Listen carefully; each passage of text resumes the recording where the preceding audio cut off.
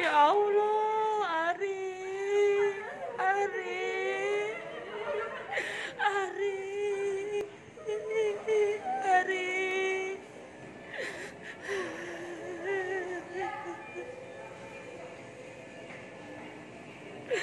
Ari, Ari, Ari,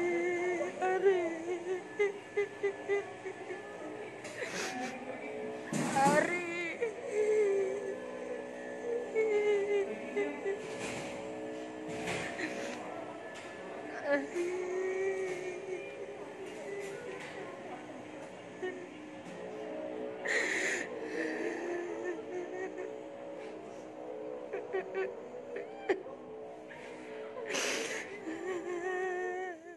Saya ingin mengucapkan bela sungkawa yang sedalam-dalamnya kepada para tenaga medis yang gugur dalam menangani kasus COVID-19.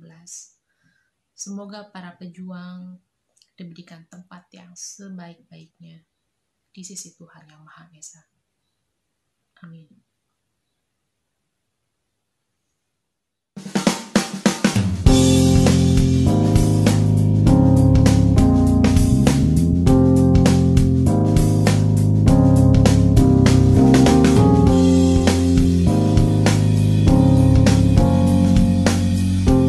Welcome back to my channel di Blesco Coffee. Apa kabar teman-teman? Bagaimana PSBB-nya? Dijalankan di Indonesia? Oke, di sini saya akan banyak sekali bercerita tentang kasus-kasus yang sedang berseliweran di Indonesia, tentang konspirasi, tentang PSBB yang ngawur, tentang influencer yang ignorant, dan sebagainya.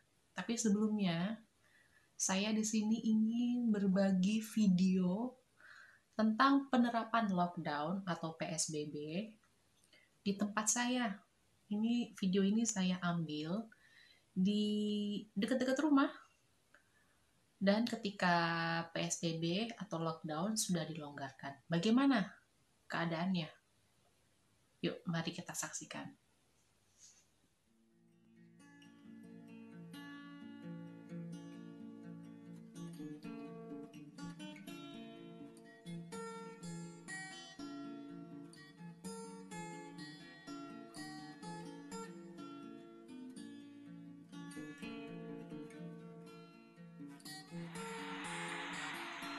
Aduh, sebelum ada polisi, sepi banget. Bilbao. Aduh, sebelum sepi banget. Wow.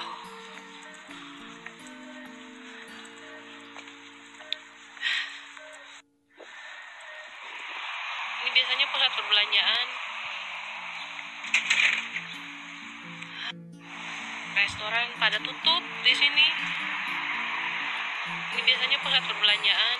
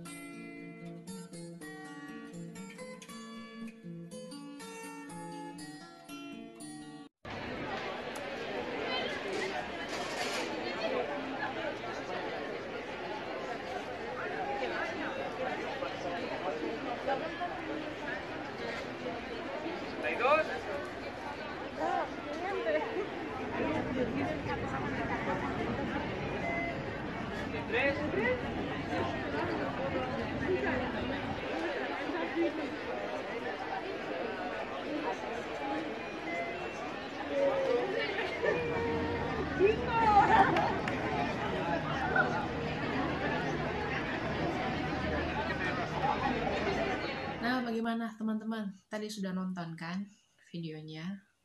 Ya, begitulah suasana penerapan lockdown atau PSBB di Spanyol. Tadi kita lihat betul-betul suasana social distancing yang sebenarnya kita duduk di metro jauh-jauhan, bahkan kita ketika berbelanja antri tidak ada yang berdesak-desakan, bahkan ketika sudah dilonggarkan tetap antri. Ya, ini PR besar negara kita ya, Indonesia. Sebuah negara, maksud saya sebuah karakter seseorang atau sebuah bangsa itu diuji ketika ada pandemi, ketika ada bencana, ketika ada kesusahan. Bagaimana di Indonesia ketika menghadapi bencana? Nanti ada videonya. Mari kita bandingkan. Saya bukannya ingin membandingkan mana yang lebih baik dan mana yang lebih buruk, tapi ini sebagai bahan pembelajaran dan perenungan. Bangsa ini masih jauh dikatakan negara maju menurut saya. Saya mohon maaf bila perkataan saya ini menyinggung beberapa pihak, tapi inilah keadaannya. Dari video sederhana ini yang saya ambil di sekitar rumah dan kita bandingkan dengan situasi lockdown atau PSBB di Indonesia, masih sangatlah jauh. Saya tidak bisa katakan bahwa ini lebih baik, tapi moral kita jauh tertinggal. Kan akhirnya mengakui juga bahwa sebetulnya ingin membuat masyarakat Indonesia tenang. Iya. Jadi begini, poin dari apa yang saya sampaikan barusan ini, pertama tidak benar kalau pemerintah itu mengabaikan dari awal. Ada tahu nggak lockdown di Wuhan itu tanggal 23 Januari. 28 Januari kita sudah bersikap tidak diam, dan terus menyiapkan rumah sakit, lalu menjemput orang. Itu kan di Januari semua menjemput orang. Tetapi memang pada waktu itu seperti sekarang sudah mulai banyak beredar ya, apa yang dikatakan oleh Menteri Kesehatan Pak Terawan, ini anggap aja flu biasa gitu. Karena orang mati karena flu tahunnya lebih banyak lebih ini. Oleh sebab itu corona ini harus dihadapi dengan tenang saja, jangan sampai panik. Ya. Tenang saja. Pada saat itu. Ya. Dan ini kan jadi bumerang Pak akhirnya Pak. Kata-kata ini kan jadi bumerang. Oh nggak ada masalah, makan jamu, makan pon-pon dan sebagainya. Tiba-tiba Indonesia panik setelah itu. Iya, semua negara panik. Betul. Apa ada negara lain yang tidak? Semua panik. Semua panik. Tetapi pada waktu itu intinya itu ya kembalilah ke dalilnya ahli Bapak ilmu kedokteran Ibnu Sina yang mengatakan kepanikan itu separuh dari penyakit. Betul. Separuh dari imunitas. Jadi artinya pada saat itu pemerintah harus menutupi. Sadar bukan menutupi, mengajak santai saja, santai belum masuk, dan kita sudah melakukan sesuatu yang bisa diumumkan ke masyarakat apa yang harus dilakukan pada waktu itu. Jadi memang bahwa kemudian orang menganggap santai, nah orang yang juga menganggap.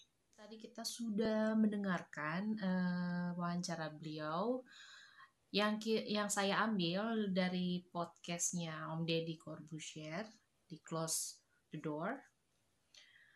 Saya di sini sebelumnya bukan bermaksud untuk memojokkan beliau, bukan. Bapak Mahfud MD adalah salah satu tokoh yang saya hormati dan bisa dibilang itu salah satu favorit saya.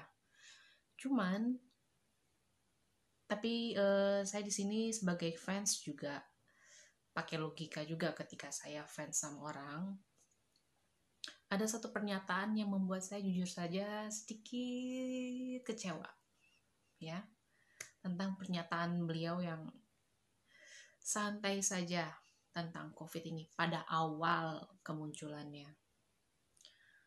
Well, sikap pejabat yang seperti ini sepertinya bisa menjadi racun yang buat masyarakat.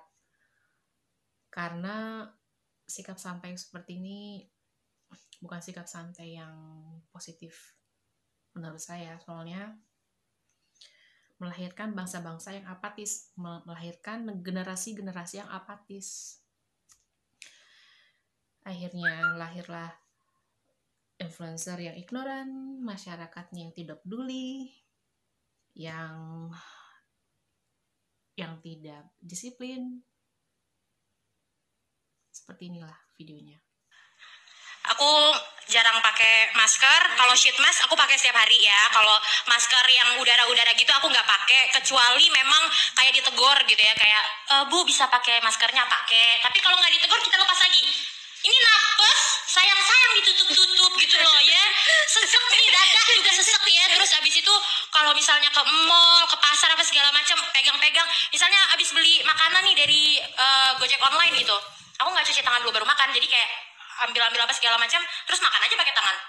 Walau walam lu kena corona kayak kena penyakit apa kayak demam berdarah kayak semua bisa mati lo tau ah. Merupakan YouTuber bernama Julianto merekam kejadian dan juga memberikan komentar. Terlihat dua orang yang mengisi ulang botol hand sanitizer yang mereka bawa, sedangkan satu sama lainnya mengambil botol besar hand sanitizer yang disediakan pihak toko di pusat perbelanjaan tersebut. Hal ini sontak membuat salah satu artis Instagram lainnya yaitu Gaby Vesta marah. Gaby bahkan sempat mengunggah ulang video tersebut di laman akun miliknya. Meski sempat mengelak dan juga mengunggah pernyataan teman-temannya, Gaby tidak tinggal diam. Dirinya mengunggah salah satu pernyataan petugas di pusat perbelanjaan tersebut yang menyatakan bahwa aksi itu telah merugikan mereka sebagai petugas. Usai menerima berbagai kecaman, akhirnya Julianto bersama seluruh rekannya mengunggah video permintaan maaf. Ia bersama 5 orang temannya mengutarakan penyesalannya atas perbuatan yang telah dilakukan. Itu hand sanitizer itu punya gue. Terus mau diisi ulang bukan karena emang pengen diisi ulang. Lagi siapa suruh, semuanya di posisi itu semuanya kosong. Terus pakai punya gue. Ya udah, gue suruh LT. Iya, punya lu kan umum, punya lu kan pribadi ya? Punya gue pribadi, tapi gue bagi ke teman-teman gue. Terus gue isi sedikit dong, terus lu pada heboh lu. Iya. Heboh. Kita juga belanja di tempat itu ya? Ya, Tahu. kita bukan cuma niat ke situ, cuma Emang gue mau cuma buat lagian juga ya, kalaupun ada hand sanitizer di mana-mana jual bakal beli banyak tau. Ini pada udah nggak ada kosong. Kita juga Jangan jangan bener. sampai Orangnya sampai sebanyak ini dong. Satu mobil udah habis karena udah diserang sama Gojek banyak kali. Ini. Nih. Jangan berebut ya. Makasih Ibu. Boleh. Jangan rebutan. Sini Bang. Bang antri.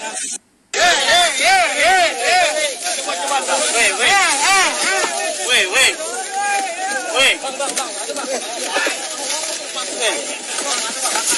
Weh.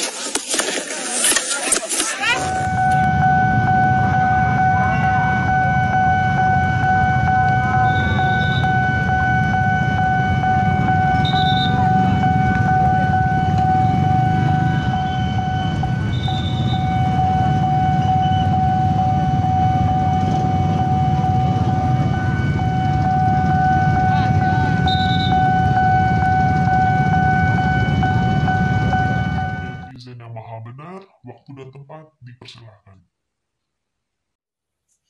Halo guys, akhirnya kita ke tema konspirasi COVID-19, oke?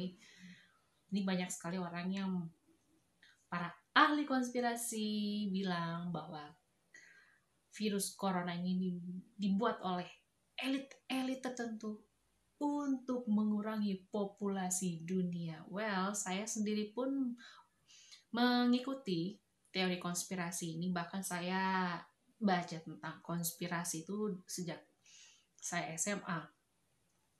Memang menarik dan saya percaya, dan saya ada beberapa teori yang relevan memang. Tapi sayangnya berbicara konspirasi ini memang tidak bisa instan. Ilmunya tidak susah, tapi kita perlu kehati-hatian ketika membahas konspirasi. Karena kenapa? Karena menurut Dan Brown, beliau ini adalah penulis dari Da Vinci Code, The Lost Symbol, dan Inferno. Nanti saya akan bahas. Bahkan salah satu bukunya yang diterbitkan tahun 2013 yang berjudul Inferno, beliau bercerita secara terang-terangan akan terjadi pandemi perang kasat mata yang akan melumpuhkan dunia. Bahwa di bukunya itu secara terang-terangan, secara implisit, bukan terang-terangan, secara implisit ada sekelompok ilmuwan yang membuat virus untuk mengurangi populasi dunia. Dan ini tahun 2013 Dan Brown sudah berkata, ya sudah menyampaikan di dalam bukunya. Cuman sayang, sepertinya Dan Brown ini tidak ingin jadi pusat perhatian di bukunya yang berjudul Inferno, karena mungkin beliau sering bilang, katanya dia sering dikejar intel, ancaman pembunuhan, rumahnya sering dibobol maling, ya karena mungkin tulisan-tulisan dia yang dianggap beberapa pihak berbahaya. Dan beliau juga pernah bilang di bukunya itunya yang berjudul The Lost Symbol, dalam memahami konspirasi kita harus berhati-hati. Dan ketika kita akan menyampaikan sebuah konspirasi harus disertai data yang kredibel, valid, dan ini saran serius. Jangan mengambil dari website karena website tidak bisa dipertanggungjawabkan. Belajar konspirasi itu lebih baik dari buku, literasi, atau kita punya akses untuk memecahkan rahasia terdalam dari sebuah ilmu pengetahuan. Supaya apa? Supaya nggak asal jeplak seperti kasus yang satu ini. Mari kita saksikan videonya.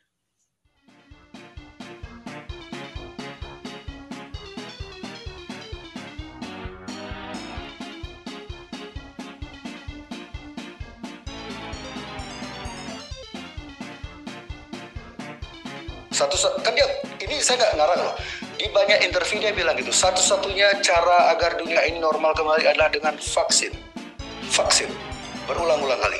Dan dia bukan dokter.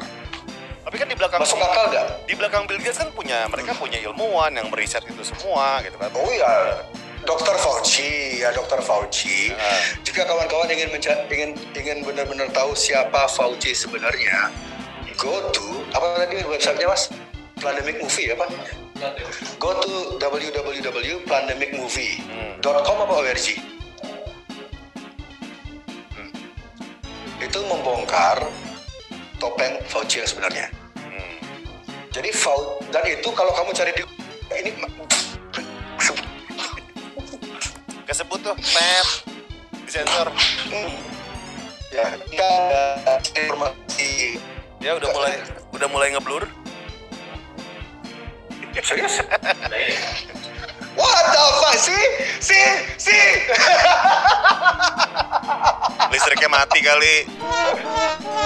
Gak hidup. Nah itu tadi. Ya, tokoh penggerak konspirasi Indonesia ya, Jering SID, Superman is Dead. Ternyata sumbernya dari Google. Wow, luar biasa. Oke, kita balik lagi ke tokoh konspirasi. Selain ada Dan Brown, ada juga Peter Joseph yang karyanya fenomenal, sempat menggegerkan dunia konspirasi juga tahun 2005-an deh waktu itu kalau nggak salah ya. Ada bukunya dan sudah difilmkan juga, judulnya Zeiss Gaze. Saya nggak tahu bacanya gimana, tapi yang jelas tulisannya Zeiss Gaze. Itu juga berbicara konspirasi, tapi kalau yang saya lihat Zeiss Gaze ini lebih fundamental ya, lebih tradisional.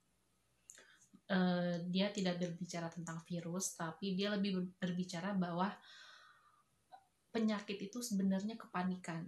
Ya mungkin referensi Mas Jering ini dari Zeiss Gaze mungkin ya, bahwa penyakit yang disebarkan itu sebenarnya kepanikan yang membuat orang jadi sakit. Wah nggak salah juga sih.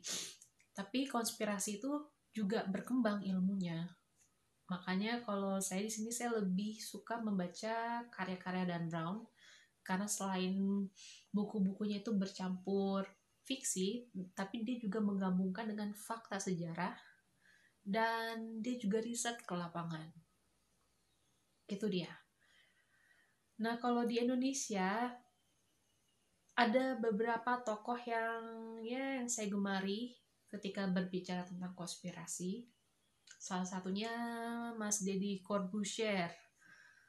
Beliau juga salah satu orang yang menginspirasi saya untuk bikin video ini.